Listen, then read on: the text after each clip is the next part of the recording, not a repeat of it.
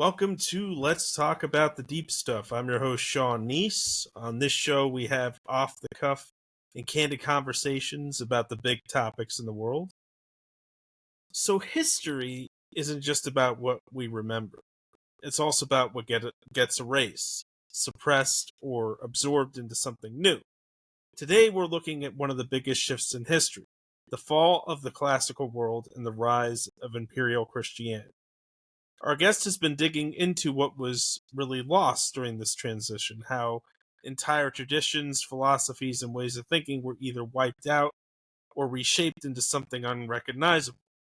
From the intellectual melting pot of Alexandria to the destruction of the Serapeum and the murder of Hypatia, Hypatia. You're he's probably here to closer, break it all. Yeah, Yeah. he's here to break it all down. Afterwards, we'll discuss how this still shapes the world we live in today. So welcome, Eric Sanchez, here to talk to... So let's get into it. Welcome, Eric Sanchez, here to talk about the exile of wisdom. Right on. Well, thanks, Sean, for having me. And there are lots of terms from this time that I probably mispronounced too. So sorry to just jump on you like that. That's right. Afterwards, I realized you probably are closer to how it's really pronounced than my, Americanized version of these names. But yeah, so I'll just jump into it here. Recently, I came across a video that was talking about Coptic Christianity and the remnants of the ancient Egyptian religions that were still present. They still speak, or Coptic is also the name of the last version of the ancient Egyptian language that was more or less eradicated at a certain point, but maintained itself, much like Latin in the Roman Catholic Church, like a liturgical language. They still use it in their prayers and within their services and ceremonies. There's a couple other things that they have in there too, but including like the ancient Egyptian calendar, and there's other rituals and iconography and customs that are still very much a reflection of those ancient Egyptian rites and rituals. And one of the videos, a guy was talking about how the tonality of certain hymns are the same way in which they would have hymns to pharaohs. So that kind of got me thinking a little bit into wondering what else survived, not just from ancient Egypt, but perhaps from the classical world, and what exactly happened. What was absorbed, what was distorted, and what was erased, but also what was that moment? What was that process? You go back like a little bit. I think most people know about the transition from in Rome under Constantine when he converts to Christianity, and that thereby emphasizes the one, there's now one religion for the entire Roman Empire. But that didn't happen overnight, and there was a lot more to the transition than I think we usually hear about. There were entire ways of thinking, frameworks, and the way in which people understood reality that were erased. And in order to understand what we lost, we kind of want to go back for a moment and see the height of the pre-Christian world, what was happening there, and then we can see how the tensions grew between that Christianity and how we got to today. So the first place we really want to talk about here is Alexandria. Alexandria was a city. It was founded by Alexander the Great in 331 BC. Actually, it's a really interesting. It's one of the first well-planned cities. It's on a grid. It had utilities. There was a water system that connected much like our modern utilities and cities. And Romans did have a lot of engineering around aquifers and other sort of public works, but I'm not sure if it was the first, but it was one of the biggest planned cities. There was not a city, not a town, and built out the grid much like you would look at like Upper Manhattan, and how you can see how the streets are planned sort of on a grid. It was a multicultural, it had a multicultural population, Greeks, Egyptians, Jews, Persians, Indians, and it was a global trading hub connecting Africa, Asia, and Europe. During its height, it was more than just a modern city, something like New York, where there's a lot of trade and commerce going on, but it actually was a blending of the different philosophies and religions of the time. So you had Greco-Roman, Egyptian, some Persian. You had early Christianity, and sometimes people talk about like proto-Orthodox, which becomes the state religion. But you also had what people refer to as like Gnostic Christians, as well as Jews. And I don't really know the like Islamic influence in there. I'll figure that part out at some point too. I actually don't know where that fits into the story there. One of the important things to keep in mind though about Alexandrian thought, and this is really talking about the apex of the classical religions and traditions, was syncretism. And syncretism, if you think about, like, if you heard of like Hermes Trismegistus, where they take Greek Hermes and take Thoth from Egypt, and you see that while these traditions thought of these ideas independently, how they kind of map onto each other, and through they that combine idea, it into one entity. Yeah, exactly. And through that idea, they combine the mythology of ancient Egypt and ancient Greece. Yeah, exactly. And that's, well, you also hear that a lot with Rome and Greece too, or like Jupiter and Zeus, right? These ideas of finding that alignment, and through that, almost like in that pattern, they can find the truth of that spiritual insight. And so one of the centers of that thought was the Serapeum, which is basically like an annex for the Library of Alexandria. So in there they had their house deity was Serapis, who was himself a syncretic god. So he has like Zeus, Osiris, Apis, I forget who else, but the idea is that he was this representation of multiple gods that had this sense of almost this completion idea of, Osiris in the afterlife, Zeus in control over here. Asclepius, I think, was another one. So like this god of like medicine had this sort of almost what we think about with Jesus, like redemption and resurrection. And so that being as a centerpiece was also not just the idea of this deity being a syncretic god, but a god of syncretism itself, like the idea of the representation of bringing these ideas together in order to find an evolution of spiritual and philosophical truths. So, lost my place on my notes. Edit, cut that. So if we look at syncretism, why and how we got to a place where truth wasn't about individuals and classical spiritual traditions, emphasizing a search for that understanding and an evolution and a plurality of combining ideas, to a strict, you can believe in one way, only one way, and you can't question that.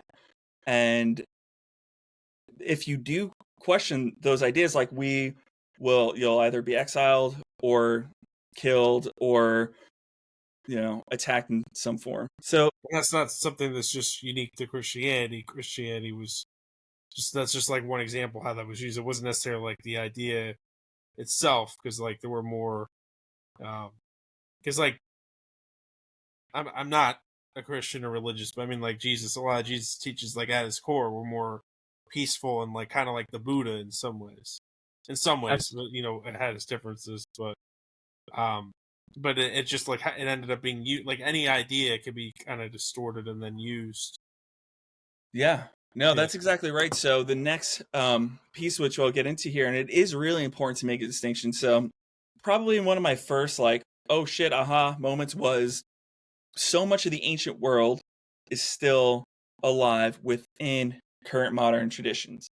But my next sort of oh shit moment was that what we see or conceive of some of these modern traditions are evolutions in themselves of both those previous systems, but also, as you mentioned, how the idea becomes corrupted if you go and if you look at Christianity at the time in Alexandria, you have Christianities.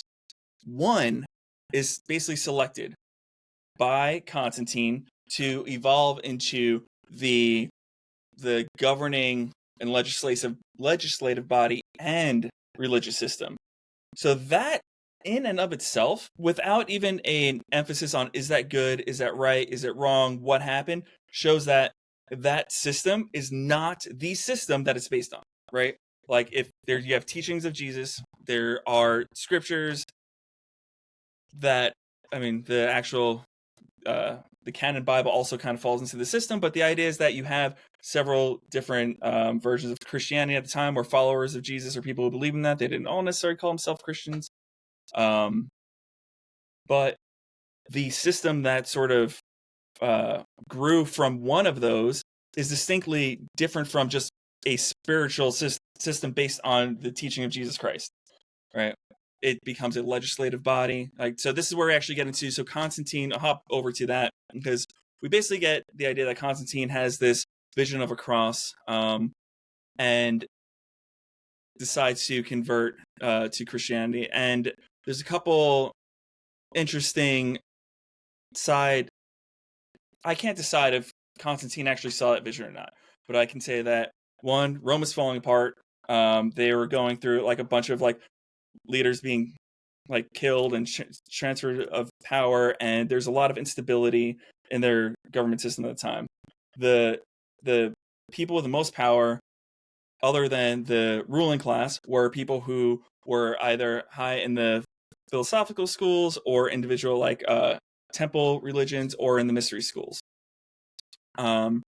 Christianity, as the strict belief in monotheism, and so not a plurality, taking away syncretism, removes that class of people, where those institutions are physically destroyed.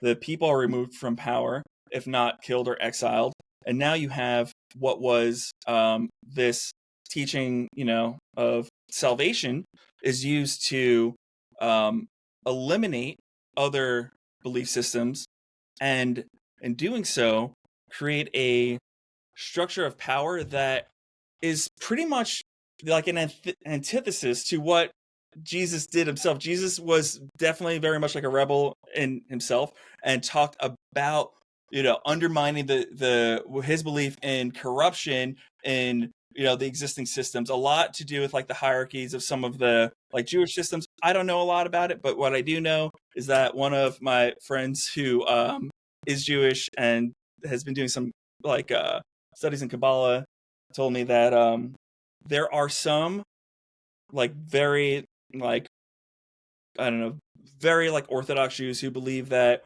Jesus is in like a hell of shit or something like that, for undermining the I don't know exactly the right words for it, but also like the Jewish laws, right? So how you eat, Sabbath, a bunch of other orders in the hierarchy, and Jesus was undermining that.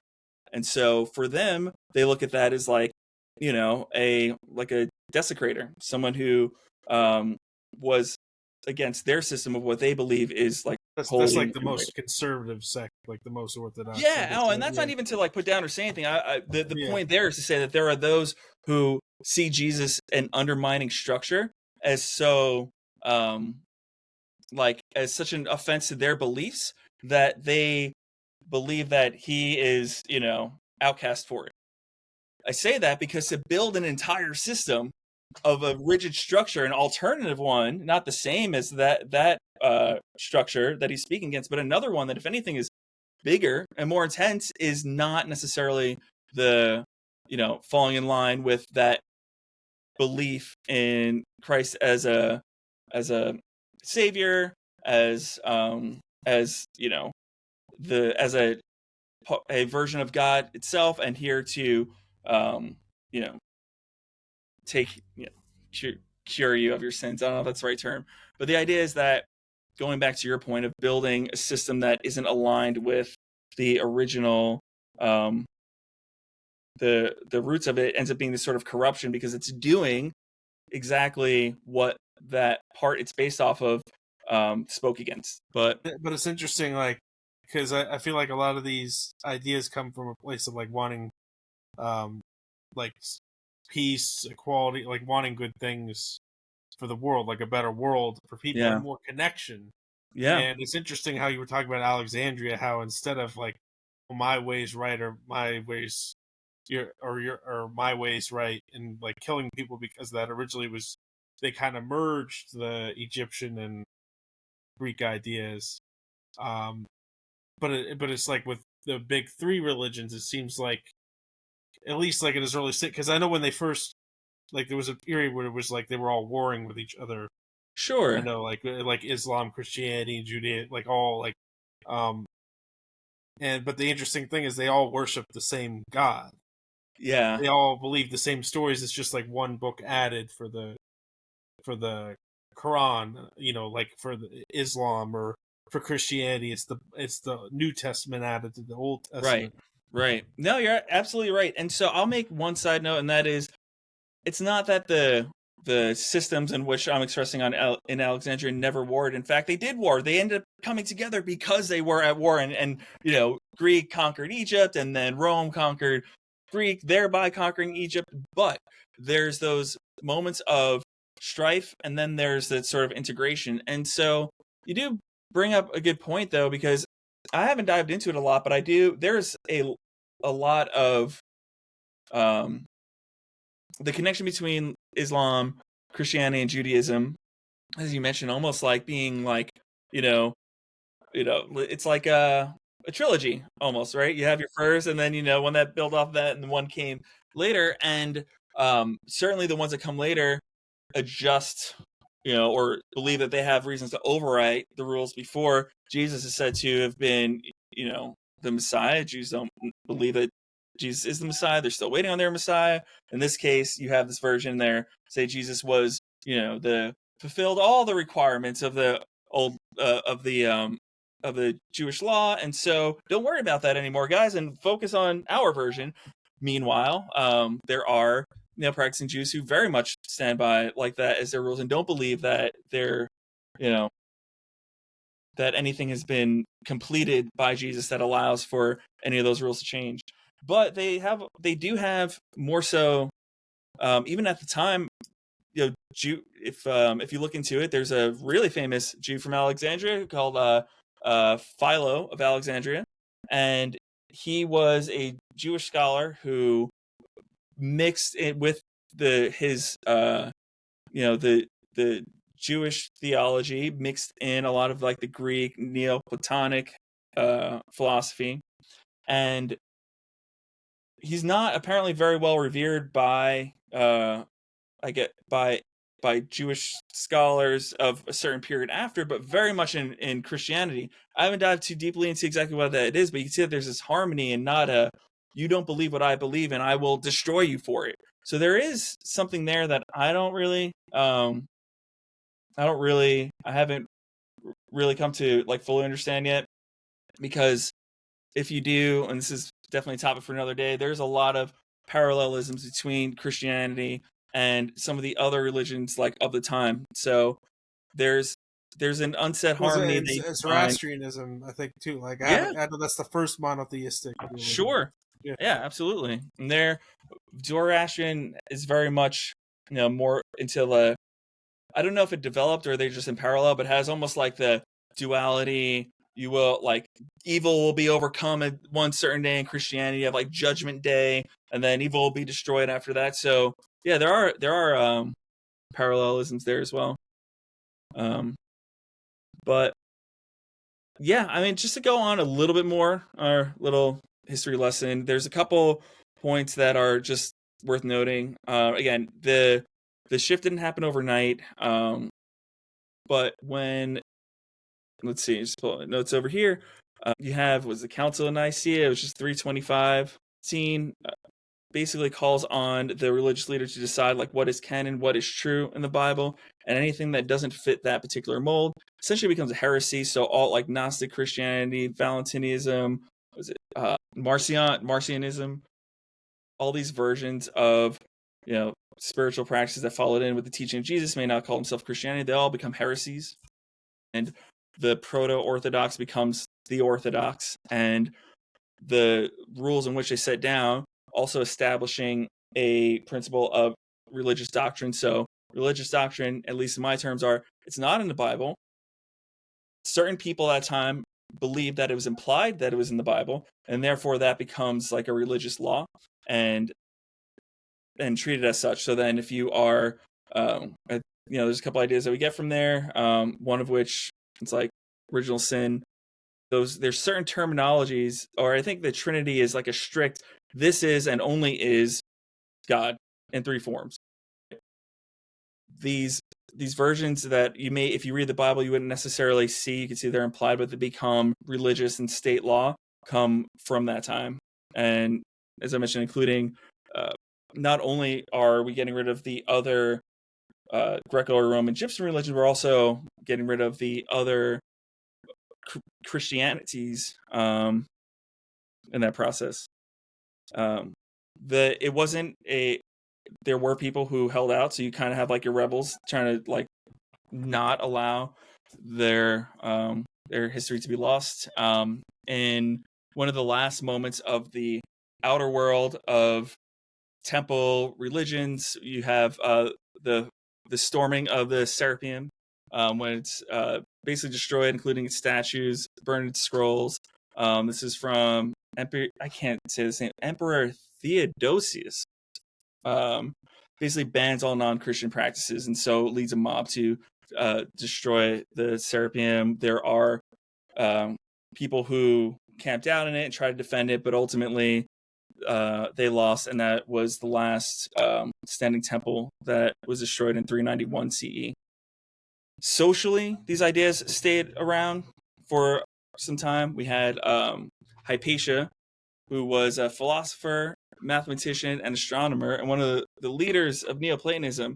She taught at the Library of Alexandria and is largely seen as a symbol of classic wisdom. There was a Bishop Cyril, and a mob that he brought with him, dragged her through the streets, stripped her, and filleted her alive with broken pottery. It was a violent display, really, to take out a female leader of philosophy and ancient wisdom, and to murder in such a public way was one of the last nails in the coffin of the resistance of maintaining that old the classic world. So just after that, basically philosophy became theology, spiritual knowledge really became doctrine, science, inquiry, and personal gnosis, your own, whether it's not necessarily Gnosticism, but your own personal spiritual divine journey, weren't just thought as this thing that you shouldn't do, is criminalized. Like you can either be jailed or killed for engaging in any of those activities. Another really interesting thing to bring up from that time too was that a lot of which also a topic for another day is the topic of like magical practices, theurgy, any sort of like incantations and wisdom and personal practice of what we would call pretty much magic today. One call out here is that the church even today does that. Like even modern, like Roman Catholic Church, they have the same rituals. They're praying. There's certain rhythm. They have their incense. They are believing that the actions of their prayer will then affect the world that they're in. There are other areas that are also other parts of Christianity that absorbed petitioning or praying to certain deities and entities directly for them. So you have saints, you have mummified saints. There are mummified saints. There are mummies that people are praying to as a deity to impact their life. They do within the church these magical rituals. They don't call it that. It's a ritual. It's a they'll call it venerating the saint Well, or and petitioning. a lot of the religions have that like magic or occult sect to it, like Judaism, Kabbalism, Hinduism. I know had I forget what it was called. They have like an occult. And then you mentioned Christianity. Islam Yeah. has Sufism. Sure. Yeah. And I know this. I believe when I was looking at, because I was looking at like the old Sufi poets like Hafiz and Rumi. I believe like some of the Sufis were persecuted. If I'm not mistaken. I just want to. Yeah. Yeah. Look it up. I've only recently started exploring Sufism, and in the sort of esoteric practices, there's a lot of alignment, which I guess makes sense because it's Abrahamic religion alignment with Kabbalah and Christian esotericism. Yeah, and they've been persecuted throughout the centuries. The um, Sufis. I'm just looking because I want to make sure like I don't Sure. say anything that's not true. Yeah, cut that. Well, I'm sure you can edit the time. Take your time. But certainly, I mean, Christians were persecuted. Obviously, this is an entire discussion around the persecution of the non-Christians of that era. Jews have been persecuted in many ways over many, eras, different different times with different governing bodies that they were in. Yeah, but I know the Sufis were talked about like the direct experience of God, like the divine and everything, like and the Kabbalah is about like for Judaism is about the tree of life and the different what's it the different like realms of God, or like there's the tree of life, the separate. It's like the different realms of existence, and I'm just going by like what I remember of it. But Sure. like every religion has like that section. Yeah. Yeah. And the interesting thing is that Christianity in its early form openly had a lot of that. So if you look at what the Gnostic traditions generally was called Gnostic, I won't get into what is or isn't Gnostic because that's like a whole other debate. Those we're called Gnostics today actually consider themselves that.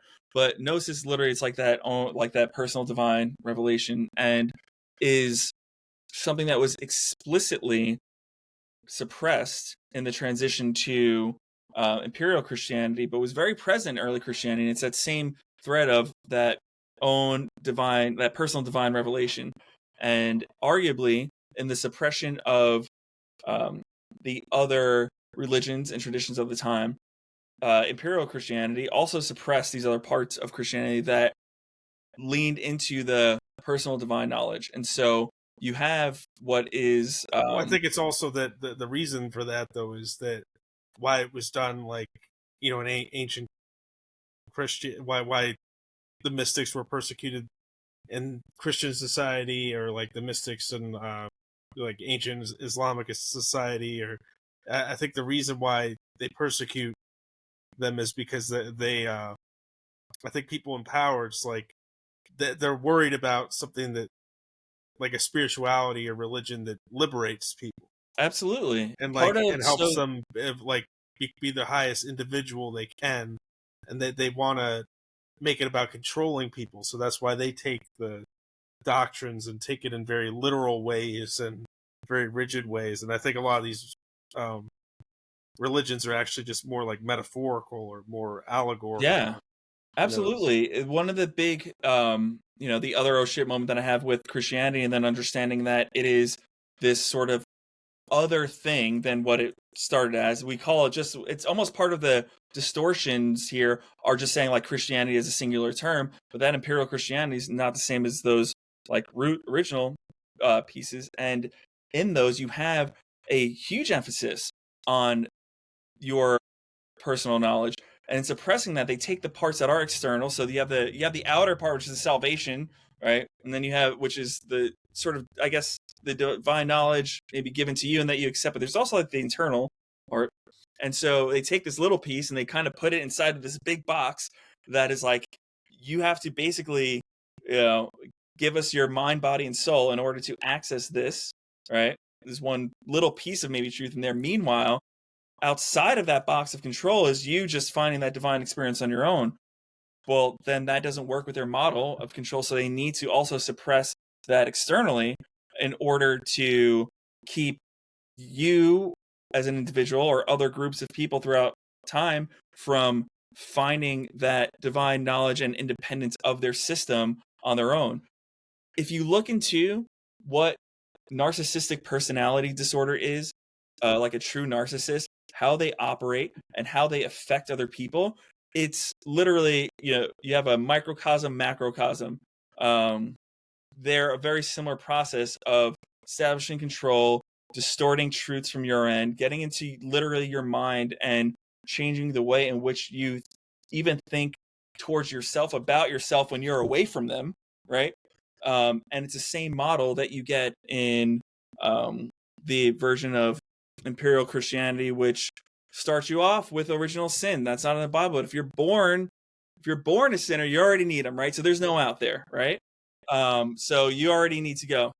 And this is another one too. They also, like, I don't understand why they say now, like, that the Bible said life starts at the moment of conception. Like, they didn't even have the concept of conception like we do now when the Bible was written. So I don't know this one for sure, but from what I've seen, I would almost bet that it doesn't explicitly say that. The Bible does explicitly say a lot of, controversial things. There's a lot of, I don't know. There's a lot of. It's not. I'm in defending the idea that that's not explicitly there doesn't mean that there aren't explicitly things that are maybe destructive or problematic in some way, but I would imagine that there probably is some interpretation of some line that says this is our official interpretation, so you must believe it in that way. But I'm not sure on that one exactly. But yeah, I mean that actually brings the theme of this sort of clunky walk through history here is that exile of wisdom, that part, that inner knowing, that inner knowledge, the wisdom within systems that say how things actually operate in a way in which can adapt and develop and over time and isn't exactly constrained to an authoritative strict box, which actually doesn't adjust with people and changes in time and evolution. That part of that wisdom, that inner knowing, is what has been suppressed and replaced by almost like a cold, formless a system that's not formless. It is very much formed, but it's very rigid, very mechanical, and doesn't really take into account an individual, their own experience, and their own divinity as all being a piece of creation. There's no, in my opinion, and this is also something that changes in doctrines, there's nothing that's not God. Everything is a piece of a totality that is of, a creator. Which, if you get a little technical, it's more of like a pantheist view. God is everything, but God also transcends everything. Versus the what is it? God's omnipresent, but it's ex nihilo. I forgot to say it. God created from nothing a world separate from him, but can see it all. And so there are things that's somewhere that's not God, and there are things that are not God within God. It's actually, these are like, why would he make, like, and then they say, like, all this stuff that's bad, like, that you do, but it's like, why would God even make any of that stuff if it's wrong? Like, and also, like the whole, like, he gave us free will, but if you don't do as he says, you'll go to hell. It's like, what kind of free will is that? That's not. And actually, that's a really interesting one, because talk about how, now I'll say this first and foremost, like, I don't necessarily like, even in the freedom part, and each their own. I send you love too, but like proper, like, Satanist, right?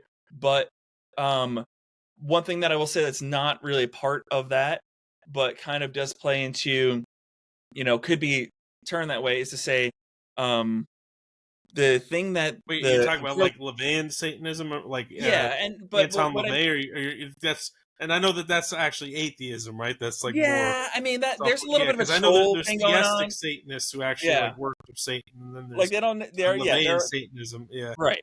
And so I mean to almost try and sidestep that conversation, but the reason why I bring it up is to say that in Imperial Christianity, it's like angels are supposed to have.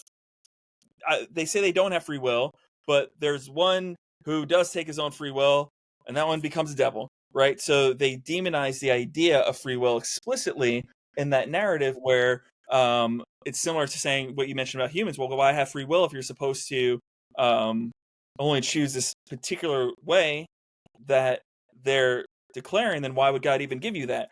And in the Imperial Christian version, they take free will as like a satanic thing.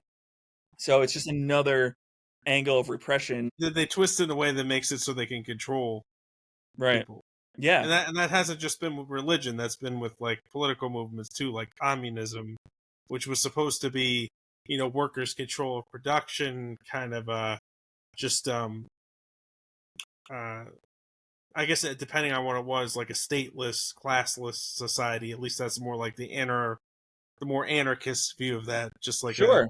yeah. And But then when people get in power, they twist it in a way where it's like, okay, I own everything. The Stalinists and the the Maoists, and like it became a way to control people, absolutely, and yeah. I mean, in any of these systems, it's where it's as if there's this, this density. It's like this whole thing is meant to um, care about our rights, our freedom, even our own, sometimes like consider our own divinity. And then it's like it gets rotten in the core, and it's just this shell that's left over that keeps presenting as if it is that thing, and yet does, atrocities in the name of that. And generally you have a class of elites where those rules don't even apply to. I'll give you one going back to, if you go back to the time of Constantine, his god, which he prayed to of the Roman gods, was Sol Invictus, which is basically the sun god, which is the sun god of their time. For their class, for the ruling class, they actually maintained for quite a while the their own traditions with that. So even though everyone else was repressed and you weren't allowed to, we'll kill you if you you know continue your followers of like Isis or Mithras, but they did, right? yeah. They still And I followed hate their how gods because they were above those ISIS. laws. I hate how ISIS, the terror group, kind of tainted that name of Oh the yeah, Egyptian. it's funny. I've been sort of Yeah. into this for especially the Egyptian stuff for long enough. I forget that that's a reference to, like, at first, like I go to the god first, but you're absolutely right.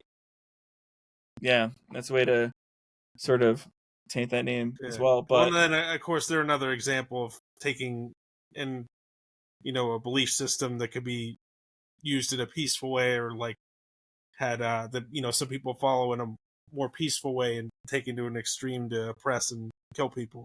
yeah, and it happened. I mean, the one of the okay, oh shit moment number 4, or I won't count them because in case you edit it or whatever. But another oh shit moment was that almost any time that there's a system that's developed to overcome a system that's oppressive, that's corrupt, it itself becomes corrupted.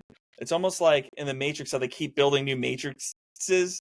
Like it's just Yeah. like whatever system overcomes eventually ends up falling into this system of it itself becoming becoming um, it's like the live, die a hero, It's or live long enough to see yourself become a villain. It's like it always becomes the villain. one like Animal Farm is probably the most classic allegory of that, by George Orwell, which was really, it was kind of a satire on Stalinism, but it was, the animals, they rise up in this barn, they rise up against the farmer who's oppressing them. But Yeah, then when they take charge, they start oppressing people, and they yeah, say, well, they start off as, oh, we're all equal, but then they go, oh, we're equal, but some are more equal than others. yeah, And that's yeah. And I don't know necessarily what it's either that humanity is just doomed to repeat the cycle of the, That's what oh, I it's was my thinking too. turn Like, is it now. always doomed to be corrupted? Like a good Yeah, idea? Like, can there ever, it's like there's this inherent, there are enough people who get enough power through whatever means that believe in the, like, might is right, or oh, now it's my turn, so if you hurt me and now I have power, like, the right thing is to get that revenge, almost like an eye for an eye sort of thing. And the problem there is that it's so short-sighted too, that doesn't just happen in the moment. Now time goes on and you are oppressing this other group, who now there's kids that come up and all they see is the oppression, so they become the rulers and they overthrow you, and they say, oh, we beat yeah. them, and then these kids grow up and they're like, we overthrew you, and it goes on and on. And when and growing up, it took me a long time to see that, like, wait, we're not America. What hasn't always been the good guys, like, because Oh you're no, raised. yeah, I I was mean, raised that's, kind of indoctrinated in that we're always the good guys, and then there's just these bad guys, like, yeah, kind of like these cowboy Indian, like, like that you see in the movies and stuff, like sure, the old action movies. yeah, But then it's like, as I grew up, it's like, and I like studied this stuff more from like other perspectives and listened to other people's perspectives from like other parts of the world or whatever. Then I'm like, wait a minute, there's people there that were viewing us as the bad guys, like sure, like when we yeah, came in and invaded Iraq, like yeah, we were just this army that came out of nowhere and just like it's, overthrew their yeah, government that had that's nothing to do. one of the, I think, it's one thing to think, like, historically, be like, oh wow, I can't believe our country did that, but we're past that, right? It's another one to see something like in your lifetime. And Yeah, I mean, I'd love for someone to explain to me how, the United States, uh, invading Iraq is, you know, not the same as, let's say, Russia invading Ukraine, right? Like, yeah, how is that, like, and that doesn't defend the other side too. That doesn't. yeah, I'll never go, like, people I've heard before. While Saddam Hussein was doing these, like, yeah. horrible things, and his children doing horrible things, I'm not defending that. Saying that one thing is wrong doesn't mean the other one is right. Well, it's Um, like it's like if we say like, oh yeah, well we dropped napalm on civilians in Vietnam War, but then it's like, oh well, at least we're not like cutting people's heads off like that. But it's like, yeah, that's really, like, aren't they both bad? Like, just that kind of weird yeah. And the thing way that, of looking at it, that like it's worse if it's done in a certain context. Like killing yeah, children's okay if it's done like from an airplane with a bomb, yeah, but like doing it, but if you do it up front, then it's like more evil. It's like yeah. I'm right there with you, man. And there's a part of me that, like, it feels a little sad in that, like, I think that people grow from acknowledging their mistakes or their faults, right? If you, as an individual, are unable to ever admit that anything you've done was a mistake or wrong or harmful, then you are, by definition, always just going to continue that harm because you have no measure to not do that. Again, back to sort of like the narcissist who always has this view of they're here, you're here, they have a plan, they're in control, they're right. If you deviate from that, like, you're evil or bad or wrong, whatever version that might be. But it's like, you don't, that's a person who never learns and always harms people continuously throughout their life. And I think that if, as a country, or as a society, you can't say, like, wow, that's bad, we did that wrong, we shouldn't do it again, then you're going to repeat it. The counter force to that is this system that, like, you can't ever admit fault because then you'll seem weak, which to me is a weaker thing. But there's, I guess, enough people that, do you see that as a weakness? I'm not really sure, man. That one gets me a lot too, because I don't, it's kind of one of those moments you're like, I don't understand the world, like, I really don't. Like, how, if someone can't admit weakness as a group in society or an individual, your immediate reaction isn't, wow, they're really corrupt and weak and can't even handle being wrong and improve. It's, wow, they're strong because they're never wrong. Like, I don't yeah, like actually how is follow. that like, and what's wrong with being wrong? Like, we're human, of course we're gonna be wrong. Yeah, So yeah, but I yeah, was thinking like how like even look at like how like fascism came to power, like how Hitler came to it's like, it's because like what it starts from people feeling like they're on the down, Absolutely. Like Hitler, like Germany was in a terrible like Yeah, depression, like worse than anything we've even ever seen in sure. our lifetime. 100%. I And mean, it like was then Hitler, like he was from the poor classes, and he like that's kind of comes with that's also like the yeah, dangerous side of populism, because like sure. Hitler was a populist, but then Yeah. populism could also like grassroots um movements or populism can give rise to like a Ev- Martin Luther King, or it can give yeah. rise to an Adolf Hitler. But Everything, like that's no. I don't think there's any, there might be systems that are, inherently evil, but I don't think there's a system that is uncorruptible and therefore inherently good. Every system is corruptible, and in fact, if anything, it does bring into question that the ones that have been corrupted, um, to really understand what their source were and how they were corrupted in order to avoid that again. Hitler one's a great example, right? I mean, if you know the story, it's like I don't know if this is true or just a myth, but it's like people were like starving, and he would like have like Yeah, bread at his talks. He would just have bread, and then because people came to get a bread, they'd hear him giving one of his like yeah, lectures or screaming about whatever he did, the way that he did it. And it's because there's that opportunity made by one other system that probably was being, I'm sure there's some corruption there, and putting the whole blame of World War One on Germany, throwing them into a depression is like some sort of scapegoat, which allows and the then punishing them with opportunity, like Treaty of Versailles and all that. yeah, And and yeah, then allows the opportunity for it gives a chance for someone like Hitler to grow. But even then, the Hitler to grow part isn't explicitly wrong or bad in the, oh god, don't edit that wrong. That's not what I'm saying. Um, the part where Hitler says, I hear you and I'm supporting you, and look what those people did to us, and here's food, and we're great and we're worth it, to like work them up. That and then that get them demonize another and right, other. There's always the right, other. right, right. There's Now they us and put there's another. them. It's that Yeah, cycle, man. yeah. But that And it keeps us away from the divine truth that like there is no us and them. It's just there's like an us. that is true. Yeah, there Yeah, really is only like a collective us. Even in, I like to think about this too. I'm very comfortable now with the term God, but I don't always need necessarily a Christian version, but I do say, like hermetic, all, source, monad, one, like that is a starting point. And in that understanding, there is nothing that is not God. And as individuals, yeah, we are yeah, all far more aligned than we are, I think, necessarily meant to be against each other, but we're also really easy to manipulate, to look for a scapegoat, to look for something to blame, to not have that same process that we're mentioning of seeing your wrongs and improving. Why improve when I could blame something else, right? yeah. And that but being able to blame yourself would lead to less terrible things happening than pointing to the other, because you usually point to the others. Yeah, Right. And there's this idea, which again I think it's just I personally, I do think at least is it's a legacy of that sort of, that imperial Christianity part that I mentioned, of that sort of corruption, where we define what's good on our terms. If you are not that, then you are a problem. Ends up building a system where you can't say you're wrong because everything you do is right because you said it, right?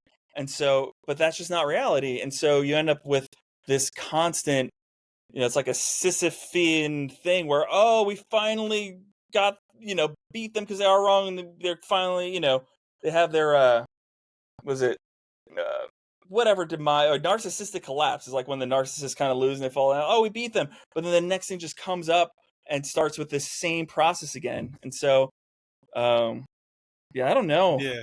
And I was man. also thinking like I made this point a little bit before, but I didn't really like it depends on like when there's times like that, like and the charismatic leader comes around. Sometimes it's like a malevolent figure that comes, but then sometimes it's like then sometimes it's like a Martin Luther King or a Gandhi, but it's Sure, like the same person could step in. You know what I sure. mean? Like But in that sometimes you situation, get someone who starts off, maybe they're good. like God, it could be a good type of charismatic leader that steps in, or it could be the malevolent type. yeah, It depends on who comes in and takes control of that energy is what I'm saying. Like, yeah. because like yeah, There's I been think. like good figures in history and like more like malevolent figures in history that kind of came out of the same, uh, I Sure. guess, atmosphere or climate. Yeah, and it's not always black and white. I mean, that's definitely true, but I think, something I hear too is like Saddam Hussein, while corrupt and pretty vile in his own way, actually kept a lot of the strife and turmoil that we'll see now in the Middle East between like ISIS and a lot of like these other like terrorist groups were things Yeah, that he, in his sort of authoritarian power, also were able to kind of keep that under control. And once he was removed, they all start fighting for power, and it really explodes yeah. into.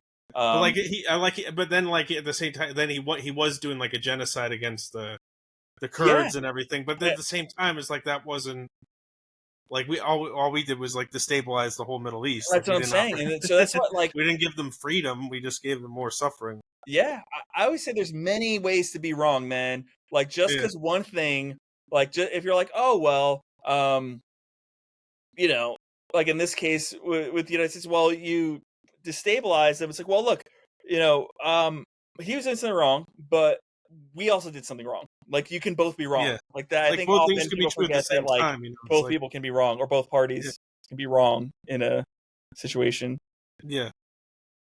That's why it's like because like the Cold War, it's like okay, was it really evil Empire Russia and like good US, or was it more gray than that? You know? It always is more great than that, man. Someone said, I think there's like a meme or something I saw recently that was like, um, the the best, like, you can edit this too, but something to the effect, it's like two people at a bar and they're talking about propaganda and someone's like country, and then they ask, it's like, oh well, how do you feel about it? And they're like, oh, in the US we don't have propaganda. Like, whoa, you got the biggest Yeah. propaganda going on if you don't think there is any. But it's um also interesting, like how people like I'll also sometimes notice people will point out people being susceptible to propaganda and stuff in yeah, the US, but then they're susceptible to the propaganda of their side and everyone their is, yeah, biases. It's yeah, like the right wing will like point out, oh yeah, the liberal media in this, but then they'll buy into whatever right wing pundit says. Like 100%, so it's man. like, To me it's so crazy because it's like,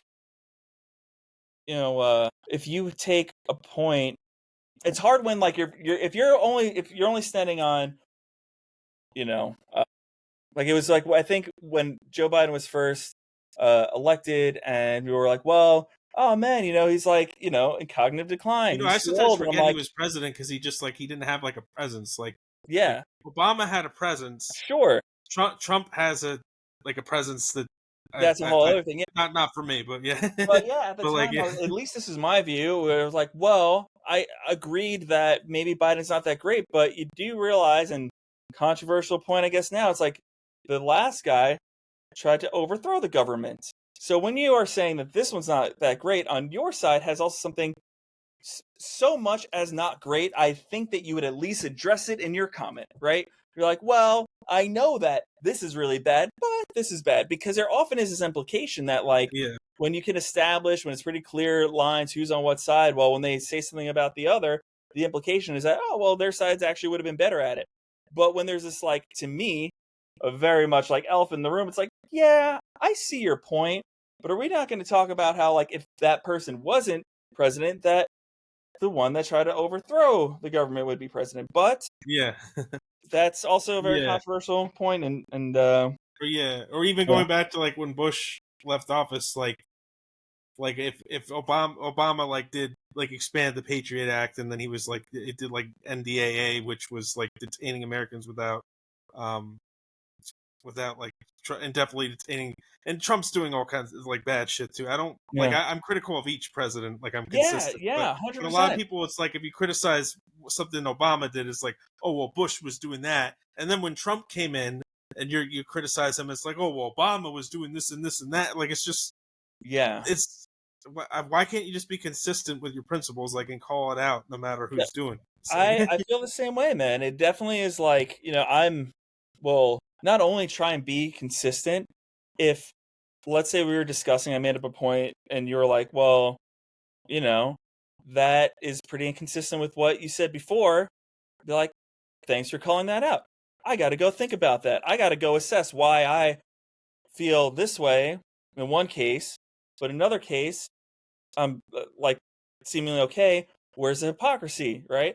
Or did I not because people explain are it so you more don't with their actually? egos, like being right, and it's also I think the way people market themselves, especially in media, like because that's where you see a lot of like these debates publicly and stuff. Is because like they get that's how their brand is that they Yeah, gotta support this and that, and if they waver from it, then they lose their audience, they lose their brand, so they yeah. can't have like an honest conversation But because that falls then they into lose that. their brand, you know? Yeah, that those Yeah, conversations by that nature aren't honest. And then if they're not honest, then what are they? I mean, fucking propaganda, Like yeah, you're what's a just like non? pandering to a certain group, like you're trying to make money off a certain narrative you're pushing.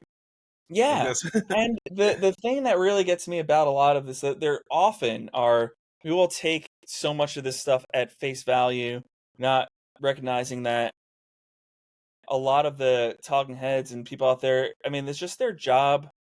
And in doing their job, like they are saying what they need to say because that's what they need to say for their job, and they make a lot of money for it, and they really don't necessarily care about the impact. I mean, I feel like if I were to think about like who actually cares despite like regardless of how they're presenting themselves. I mean, Jon Stewart maybe is the only person I think that like comes to mind who will just like say things as he needs to say them, regardless of whether that makes him look good or bad or anything. But in the public yeah. light, Well, I also like how Jon Stewart doesn't try to like belittle anybody else. Like he always, I feel like whoever he talks to with respect. Like even if he yeah, yeah, for disagrees, sure. he's yeah, Well, that's one of the biggest things too, where in a bad faith argument where you try to belittle someone or talk down about their character rather than the points yeah, they're making, because it's easy for some to, I guess, get caught up in the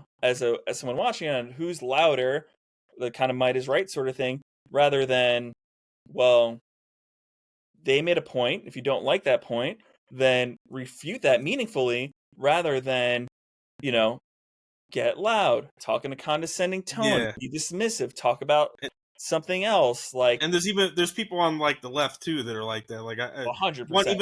even though I agree with them on some things, like Michael Moore has that kind of like obnoxious kind of personality.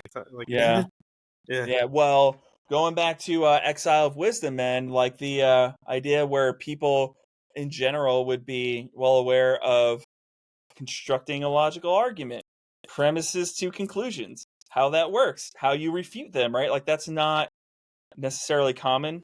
So um, it's it's no surprise in a way when those even those reasoning skills are suppressed in a way that then as individuals who maybe are seeking points or even maybe well intentioned like don't know how to read a bad argument from someone else yeah. because they just see they just see they're taking everything at face value Yeah, versus but it's also sad that it's like it's destroying relationships between people too. Like family members not talking to family members, yeah, friends ending friendships, and it's all because of narratives that people don't give a shit about, that who don't give a shit about them are pushing, and then they're 100%, losing man. real life connections with people because of Yeah, this bullshit. Like, I think to fully yeah, absorb a point of view that you haven't personally experienced is, like it's talking heads on a news station on whatever, and to take that in like 100% is like, I don't know, man. Even if I can't even imagine where those ideas are quote unquote right, because that's the whole problem. Everyone thinks they're right. Where that is the way to process and have your inner beliefs and how you then affect the people who are close to you. you That mean like without looking into it for yourself and just believing a Yeah, pundit? yeah, like you've Yeah, just heard someone say something on TV and you internalize it to the point where you will turn against with 100% conviction against someone who's in your family, in your life. I understand, there's a lot of information in the world that we don't have immediate access to, so we need some sort of proxy for that. But I'm always, one, you kind of always know there's a spin, and two, like even when I hear things that I want to hear, I'm always like be a little skeptical, right? You know? that's probably when you should be the most skeptical, but it's hard to do that. Like if it's something that kind of validates your bias, then that's when you're gonna Yeah. believe. But that's probably when you should question the most. Is like, is this true? If it's something that validates your Yeah. bias, yeah, You know what? I mean, I haven't done it in a while, but I used to all the time on Reddit. I would like go on politics, our politics, right, which is super liberal, even though it's like has a neutral name, and then go read like conservative. And on any topic, on anything, and you find so many interesting things, like the stories that the other side just like omits because it makes them look bad, so they don't even talk about it.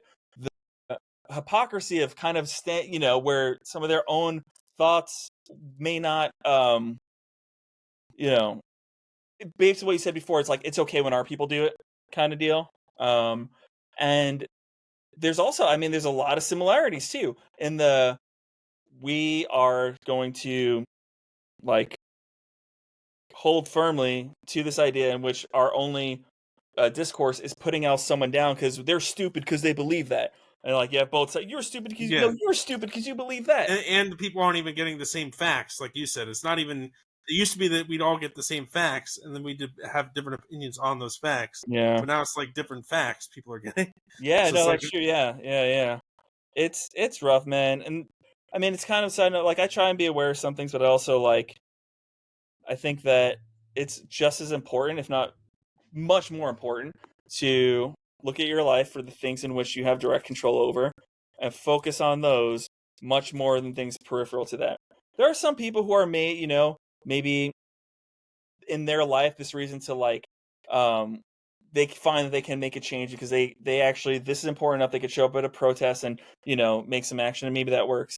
But if you're doom scrolling all day, feeling helpless that there's nothing you can do, fucking, I don't know, man. Like, yeah, it's just like go it learn gets and skill, depressing. It man. gets That's what I do. if you look at shit going on in the world all day, it's just like Yeah, depressing. And it's not like, I don't think you should look away, yeah. but it's like, if you aren't, but what are you doing? Like, are you thinking? Is that productive? Or like, are you thinking like, I'm going to do something about, like, what is it? Yeah, no, Yeah, there's, I think a lot of people, I've been there too myself, and I saw people that do it who you just like doom scroll and feel helpless, like all this bad stuff is happening, you don't have any control over it, but it's like, that's, while that is true, it's also true that there are probably many things in your own personal life that if you give that much attention to and kind of filter out some of that noise where you don't have control, then your your life can improve in ways that maybe you're struggling with, right? And yeah. so Well, and then if you improve your life, then you can help improve other things in the world more, because you can have 100%, more man. influence too. And that to me brings it to like, that's your inner growth and your inner wisdom, and that space in which like you are, you know, if you are slightly better yourself than you were the day before, people you interact with in your life may have a slightly better experience in their day because of you. Maybe you inspire them for a little something. Maybe you're one less grumpy person to them, all of Yeah, those things I actually think maybe feel less impactful, but are more material, like have an actual real meaning than the worrying and projecting on a lot of things that are so far out of your control that you could literally not do something about it if you tried your hardest. And if it does, and for some people that does spark them to get, like I said, maybe they do say not having control over this is enough, and they're ready to get like politically motivated and they run for some sort of office or they get more involved, and that's great too. Turning it into some action yeah. than Or like just some the kind of activism or something helplessness. like that, or Yeah, whatever. Yeah, yeah. yeah, And sometimes you could see all the shit going on in the world, and it's like, you know what you can do? Go fucking do your dishes or make your bed or something. And that's, more impactful because it's like a positive material change, even though you're not like solving these like crazy problems. yeah. But But I was also thinking about, like, just to bring it back to what we were saying before, like when you were talking about like the imperial Christianity, like saying like this is right, and yeah, I think now people are kind of doing that with politics a bit. sure, Yeah, 100%, 100%, yeah, man. And um, it's hard because either side will have points that they will state why it's like, well, you know, even against the people who say, oh, both are bad. Oh, both are bad. Oh, you're even the worst kind of person, right? Because you see problems so with it's like, both. Like, yeah, you then have when to it's like, what stand the on fuck one do you side. say? It's like, Yeah. And if yeah, you don't, because, you know, it really, Well, I mean, and that's true too. Both are bad. They're just bad in different ways. yeah, yeah, for Yeah. sure. And Yeah. you know, it's I don't know about you, man. Like over here, like I try like registers like independent. I'm like I I don't know what to tell you guys. I can't like say that I fully back up one side versus another, but I will vote when I can. But it's like there is that very much similar, like you brought it back to like that like imperial Christianity. This is right because you said it's right in this way, and if you even question it, well, now your problem is something that exists on either side. And that's not to say that you know you get attacked by the people who say you're saying both sides are just as bad, so you're worse than all of them.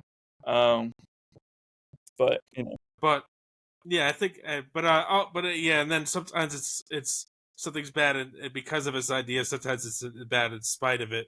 I'll just say that before we wrap up because I was just thinking, like, on paper, communism could be like a good idea, but like Nazism, even on paper, isn't a good idea at oh all. So yeah, no, that is a good. Well, that goes back to what I was saying too. Like yeah, there's certainly bad that is like irredeemably. Like you can look at that system and say that it's not going to work because what it's doing. But I don't think there's anything that is perfectly good insofar as there's nothing that I understand is that isn't uncorruptible. So yeah, anything that is seemingly good, at least looking at history, is then corrupted in some way and therefore becomes a distorted version of itself that often will then go ahead and do the very things that it stood against in its beginning. So that's a big question, man. If anyone knows that answer, like I'd love to hear it. I really don't know what there's always this look for another system that's better, another system that's better. It's like any system that comes up can be corrupted. How do you make an uncorruptible system? I don't know. yeah. And I guess my final thought is, I guess it's just being more open to different perspectives, like having conversations. Maybe not being okay that not everybody has to be like the hive mind. Yeah. I think that's how a society stays free is with variety, with different input, different perspectives, and Yeah. diverse. So Absolutely. That goes into, I mean, just bring it back a little bit, like syncretism. The different ideas, they may not align. They might. You can go look for the patterns. You're not coming in out swinging and say, my way is right in its completeness and its entirety. This way and only this way. You have, this has a level of rightness to me. Let's look at what's the level of rightness to you. Let's compare that a little bit, and that makes for an interesting conversation. And you don't have to agree, but you can see another side that isn't yours and not necessarily have to feel like I have to dominate it or it makes mine wrong. Like who's right? Who wins? It's you could just see like alignment or um or parts where they don't align. And also so many beliefs are a process of becoming and unfold and change over time or respond to changes in society or an individual. So, it's like rightness is a moving target. So if you focus less on an absolute right and more of a like a nearness, I think it's more likely that people can find more sustainable solutions that don't just become corrupted because you're kind of holding the paradoxes sometimes, right? And if you yeah, rather than having one rigid way. yeah. And again, as you said, there are some things that would be like, nope, Yeah, because if you want a Nazi concentration camp, I can't meet you halfway on that. You know what I mean? yeah, But if you do have a group of people that are, um, as a group have been like oppressed, and you have some leaders that are trying to rile them up, I'm gonna be like, that's really good, but we yeah, gotta watch out. You know what I mean? Because yeah. that's easy to corrupt. So like, let's Or kind of someone mad because like they lost their job or they can't pay, and then maybe some leaders like scapegoating certain groups. Like that yeah, person, you could be like, okay, I understand their pain. Maybe I can have a conversation and like because they're not necessarily an evil person; they're just hurt, and dude, they're 100%, yeah, 100%. I yeah, I remember where this is quite a big controversial topic. Some pretty much now, but also way back where in New York, the migrants are getting bussed in from, or buses are flown in from Texas, and New York quickly turned around. It was like, I think it was like maybe like $1,500 a month they were giving the families in debit cards. Which, here we get to a point. I understand taking care of everyone. Like, if someone's there and under your care, you want to take care of them. I also have friends who live there their whole lives, paying taxes, can barely get any help when they need it, have literally been trying to get food stamps or rent assistance and can't do it. So they're not very happy when someone new shows up and they get money thrown at them where they've been there their whole lives, and they are feeling like they are struggling and they don't have the support that they need. There's a lot of tension there, right? Yeah. And See, but then that's someone you can have a conversation with. Like, it's not. That's why I get annoyed when when people say talk to people who disagree. Well, they're like, well, no, like we could disagree about food toppings. We can't disagree about human rights. It's like, but most fucking people agree with human rights. Like, most people aren't like this far right, like Richard yeah, Spencer type. no, Like, it's most people, like some people might buy into that, like get swayed by some of that stuff because, like you said, like nobody's helping them, and they see another right. group, and like you can have a conversation with that person, Sure, be like, okay, absolutely, and because there's we can nuance. meet your needs and we can meet these other. How do we help everyone? Like that kind Yeah, of, 100%. Yeah, There's nuance to situations that if you're an absolutist about, then again, that's inviting corruption again. Don't question this. Have this one view, and only this one view, then that's going to push broad people way. further to the fringe. That's going to Yeah, push people 100%. further to the Yeah, and people yeah, who are kind of maybe a little more indifferent to that, and maybe in their lives don't see a lot of impact, but just see, I feel this pain and I see you being this like absolutist. Well, actually, I'm probably gonna, not want to align myself with that, because my introduction here is seeing something that's like really flawed and not, you know, not humane or nuanced to an individual situation. And I don't know. I feel like there's, I don't know. I think that there's a theme in the last few years where having conversations, having debates, or having questions about certain views means that you're against it and with some opposing force, and it's like that doesn't really, yeah, you're only going to get other absolutists on your side, and it's yeah. continuing these cycles. So But it's just also fun to see. Like, I won't go too much into it because like we're kind of wrapping up yeah, now, but when the pendulum is switched, just like how like all the people on the right who were saying, "Oh, free speech," on college campus, the left wants to censor, and then when it's the other way around, they're like, "Oh yeah, censor them, censor these exactly, people who say." exactly, and that's why it's like, like, is a conversation? Are people having authentic conversations? Are the debates in good faith? Are they just looking for power, just looking to yeah, manipulate? Do they even mean what they say when they say it? Because yeah, they, because they jumped on the free speech thing, a lot yeah, of the far right, and yeah, now they're being hypocrites. Now they're yeah, for, and it's not to say you can't change your view, but you want consistency or a rationale behind it that would make someone thinking about it critically say that makes sense, not just believe it or you're with us or you're against us. Yeah, yeah, but cool, man. yeah. Well, Anything you want to close on? I guess we pretty much said all the closing thoughts we could, right? Or, sure. Yeah, no, man. Thanks for having me. It's always fun catching up with you in general. yeah, Um, same here.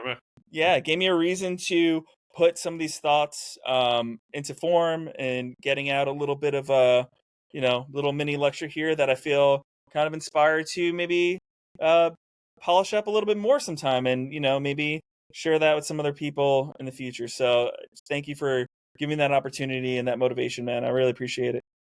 No problem, man. Yeah, I think this was a good chat. Definitely lived up to the description of the show I put, the off the cuff and candid Yeah, yeah, conversation about no, big topics. So absolutely, yeah, and I yeah, love, thank you for rolling with my interest in the historical side, and it was fun. I think these issues really do like have, you know, they've been with our societies for a long time, and yeah, it there's, changes form, but like there's a similar underlying yeah, theme. but to uncover that and to kind of see the parallels, um, and see how we're not all that different from the problems that our Yeah, ancestors had. in the Yeah, past, it's and probably the same on other planets too. Like, sure, yeah, yeah, man. There's something I feel like there's a principle at work here, and I don't know. I haven't had enough time to like unpack it, but there's there's probably some philosophers or people out there who've thought about it a little bit more too. But there's definitely something happening, and I feel like where the whatever solutions are there are intentionally suppressed from us having that inner knowing and wisdom as individuals to not feed into these structure powers. Again, it feels very much, if you have the time or you ever get someone to talk about what proper narcissistic personality disorder, how that affects people, that it might be really, actually interesting to maybe bring like a psychologist or something on to talk about that. That'd be yeah. good. Yeah, it's a really interesting topic, man. It's something that I've dived into because I've been going to therapy and have discovered that most likely was my stepfather was probably like a clinical narcissist, and I have all the telltale signs of what you know narcissistic abuse does to people, and so I could kind of see that on a larger scale. It's the same principle, um, So as above, so below, and as before, so again. Because bring back Oh yeah, wisdom. yeah. Make the reality you want. Yeah, man. Yeah. Well, that's about it for this episode. And let's talk about the deep stuff. Subscribe on Spotify, iTunes, wherever you get your podcasts. Follow me on social media. Let's talk about the deep stuff. That's about it for this episode. Thank you, Eric, again for coming on, and we'll catch you on the next one.